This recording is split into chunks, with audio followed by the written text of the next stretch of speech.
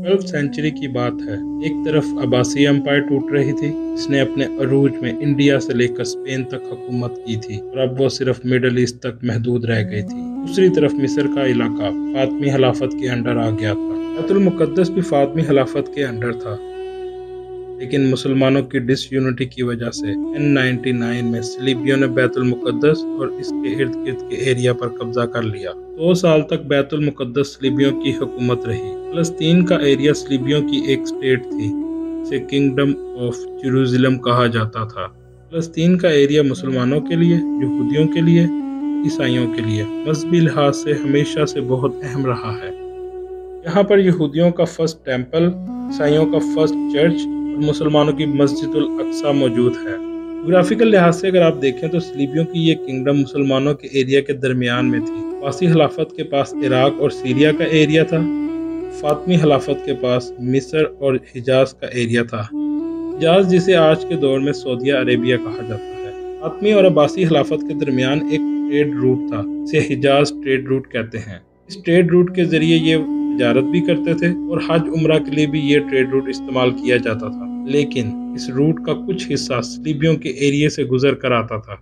1180s में सलीबियों का एक वजीर रिनाल्ड, जो मुसलमानों का बहुत बड़ा दुश्मन था, इसने काफ़ी मरतबा हिजाज रूट पर आने वाले मुसलमानों के काफिले भी लूटे थे और इन पर अटैक भी किया। यहाँ तक कि इसने मदीना मुनव्वरा में नबी अकरम सल्लल्लाहु अलैहि वसल्लम के रोज़ा मुबारक को नाउज़ुबिल्लाह तबाह करने की कोशिश भी की। इस सब के बाद उस वक़्त के सुल्तान ने ये कसम खाई, ये रिनाल्ड को अपने हाथों से मारेंगे, और उस सुल्तान का नाम था सुल्तान सलाहुद्दीन अयूबी।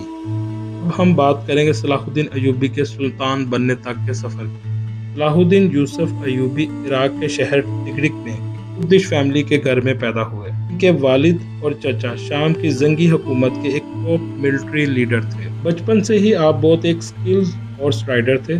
14 साल की उम्र में अपने चचा शेरहू के अंडर सुल्तान नूरुद्दीन जंगी की आर्मी ज्वाइन की। नूरुद्दीन जंगी वो सुल्तान थे जिन्होंने आप सल्लल्लाहु अलैहि वसल्लम के रोज़ा मुबारक के पहले अटैक को नाकाम बनाया था। वाकया कुछ इस तरह है कि सीरिया में सुल्तान नूरुद्दीन जंगी को ख्वाब में 2 लोग नजर आते थे। इसकी वजह से वो बहुत परेशान रहते थे। इस तरह उन्होंने मदीना मुनव्वरा में सफ़र करने का इरादा किया। जब वहाँ पर पहुँचे तो तमाम शहरियों में तोहफे बांटे, लेकिन 2 शख्स ऐसे थे जो तोहफा लेने नहीं आए। इसकी वजह से सुल्तान को थोड़ी सी हैरानगी हुई। सुल्तान जब इनके घर गए तो देखा ये 2 शख्स वो ही थे जो इनके ख्वाब में भी आते थे। जब इनके घर की तलाशी ली गई तो पता चला कि ये 2 लोग घर के अंदर से रोज़ा रसूल सल्लल्लाहु अलैहि वसल्लम की तरफ सुरंग खोद रहे थे। यहाँ तक कि रोज़ा रसूल के करीब तक पहुँच चुके थे, लेकिन उनको वहाँ से पकड़ लिया गया। उन दोनों को फांसी दे दी गई। इसके बाद सुल्तान ने रोज़ा रसूल सल्लल्लाहु अलैहि वसल्लम के इर्द-गिर्द ज़मीन के अंदर लोहा पिघला कर एक दीवार बना दी गई। सुल्तान नूरुद्दीन जंगी सलाहुद्दीन अयूबी के बचपन के हीरो थे। वो इन्हें एक आइडियल मानते थे। जब सलाहुद्दीन अयूबी ने अपनी मिलिट्री ट्रेनिंग को मुकम्मल किया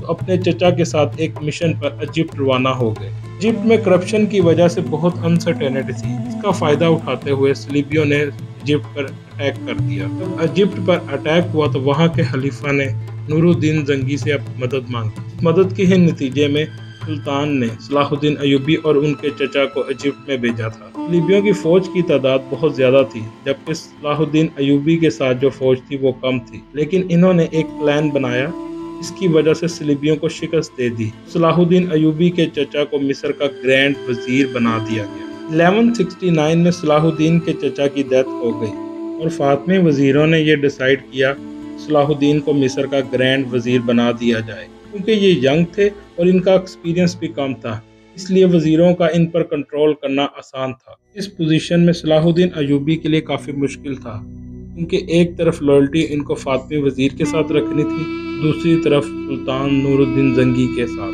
क्योंकि अक्सर फातमी और सुल्तान का आपस में क्लैश हो जाता था। सलाहुद्दीन अयूबी ने अपना ज़्यादा फोकस मिस्र की डेवलपमेंट पर किया।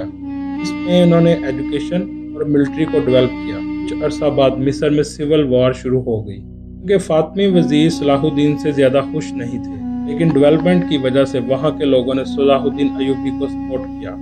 जब फातमी खलीफा अल-अदीद की डेथ हुई, सलाहुद्दीन अयूबी को मिस्र का सुल्तान बना दिया गया। इस तरह ये सलाहुद्दीन अयूबी से सुल्तान सलाहुद्दीन अयूबी बन गए।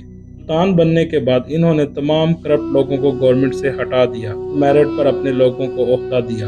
اگر جغرافیکل لحاظ سے دیکھا جائے تو یہ ایک بہترین وقت تھا فلسطین کو فتح کرنے کا، کیونکہ فلسطین کے دونوں طرف مسلم گورنمنٹ تھی، اس کے باوجود فتح نہ کر سکے، کیونکہ 1174 میں سلطان نور الدین زنگی وفات پا گئے۔ ان کی خلافت کی کرسی ان کے بیٹے نے سنبھال لی، کیونکہ صرف 11 سال کے تھے۔ میچور خلیفہ ہونے کی وجہ سے نور الدین کی بنائی ہوئی سلطنت ٹوٹ گئی، سیریا کے حالات خراب ہونا شروع ہو گئے۔ سلطان صلاح الدین ایوبی کو جب ان کے حالات کا پتہ چلا، فی الحال سیریا میں انہوں نے مداخلت نہ کی، لیکن جب حالات مزید خراب ہوئے تو دمشق کے ایک وزیر نے سلطان صلاح الدین ایوبی کو ایک خط لکھا، تمام حالات سے آگاہ کیا۔ فوری طور پر تو سلطان فوج اتنی تیار نہیں کر سکتے تھے، لیکن سلطان نے اپنے 700 بیسٹ ہارس رائڈر کو تیار کیا اور مصر کے شہر کائرو سے دمشق کی طرف روانہ ہو گئے۔ اتنی تیز رفتار سے فاصلہ طے کیا کہ راستے میں صلیبیوں کے ایریے سے بھی گزرے، انہیں پتہ بھی نہ چلا۔ اس طرح بغیر لڑے دمشق کا شہر سلطان کے انڈر آ گیا۔ سلطان کا سامنا پہلی دفعہ شیخ سنان سے ہوا، جو اس وقت کے دور کے ٹارگٹ کلرز کا لیڈر تھا۔ ان ٹارگٹ کلرز کو اردو میں حشیشی کہتے ہیں اور انگلش میں اسیسینز کہتے ہیں۔ ان اسیسین کے اوپر بہت سی گیمز اور موویز بھی بنی ہوئی ہیں۔ یہ اسیسین بہت ہی سکلڈ کلر تھے، پیسے کی خاطر کسی کی بھی ٹارگٹ کلنگ کر دیتے تھے، اس لیے ان کو مسلمانوں نے بھی استعمال کیا اور صلیبیوں نے بھی استعمال کیا، یہاں تک کہ بڑے سے بڑے حکمران بھی ان اسیسین سے ڈرتے تھے۔ ان اسیسین نے کافی دفعہ سلطان کے اوپر بھی اٹیک کیا، ہر دفعہ وہ بچ گئے۔ اس طرح اب سلطان کو صلیبیوں سے بھی خطرہ تھا اور مسلمانوں سے بھی خطرہ تھا۔ اقتدار کی خاطر کچھ مسلمان وزیروں نے اسیسین کے ذریعے سلطان پر قاتلانہ حملے کروائے، جو کہ ناکام ہو گئے۔ پھر انہوں نے سلطان کے خلاف پروپیگنڈا کرنا شروع کر دیا۔ سلطان کی آدھی لائف مسلمانوں کی بغاوت سے لڑنے میں گزر گئی۔ اندرونی بغاوتوں کے باوجود 1177 میں سلطان نے فلسطین میں صلیبیوں پر اٹیک کیا، اس میں 18,000 سولجرز اور 8,000 مملوک کی ایلیٹ فورس شامل تھی۔ انہوں نے غزہ کی سائڈ سے اٹیک کیا اور ایک ایک کر کے صلیبیوں کے قلعہ فتح کرتے گئے، جس قلعے پر اٹیک کرتے رہے ان پر اپنے فوجی تعینات کرتے رہے۔ اس طرح ان کی فوج میں کمی واقع ہوتی گئی اور جب تک وہ فلسطین کے دروازے تک پہنچے ان کی فوج بہت کم ہو چکی تھی۔ اس وقت کے فلسطین کے کنگ والڈ ون فورتھ، جب اس کو پتہ چلا اس اٹیک کے بارے میں، اس نے 7,000 کی فوج اکٹھی کر کے سلطان پر سرپرائز اٹیک کیا۔ اس وقت تک سلطان کی فوج مکمل طور پر پھیل چکی تھی۔ سلطان کی فوج میں اتنی طاقت نہیں تھی کہ کسی بھی سرپرائز اٹیک کو روک سکے۔ اسی طرح صلیبیوں نے سلطان کے خیمے پر بھی اٹیک کیا، لیکن سلطان بچ گئے۔ اس جنگ میں سلطان کو شکست کا سامنا کرنا پڑا۔ پہلی دفعہ تھا کہ صلیبیوں سے شکست ہوئی۔ اس بیٹل کو بیٹل آف مونٹس گارڈ بھی کہتے ہیں۔ 1179 میں صلیبیوں کے کنگ نے جارڈن ریور پر ایک کیسل کی تعمیر کا کام شروع کروایا۔ اس تعمیر کے 2 مقصد تھے، ایک تو پانی پر کنٹرول رکھنا اور دوسرا سلطان کی خلافت کے اوپر نظر رکھنا، کیونکہ یہ کیسل دمشق کے بہت پاس تھا۔ جب سلطان کو اس کا پتہ چلا تو سلطان نے پہلے تو اس کو خریدنے کی کوشش کی، لیکن کنگ نے ریفیوز کر دیا۔ سلطان نے اس کیسل پر اٹیک کر اس کیسل کو حاصل کر لیا۔ اس جنگ کے بعد صلیبیوں کے ساتھ کچھ عرصہ کے لیے امن معاہدہ ہو گیا، لیکن یہ آخری امن معاہدہ تھا۔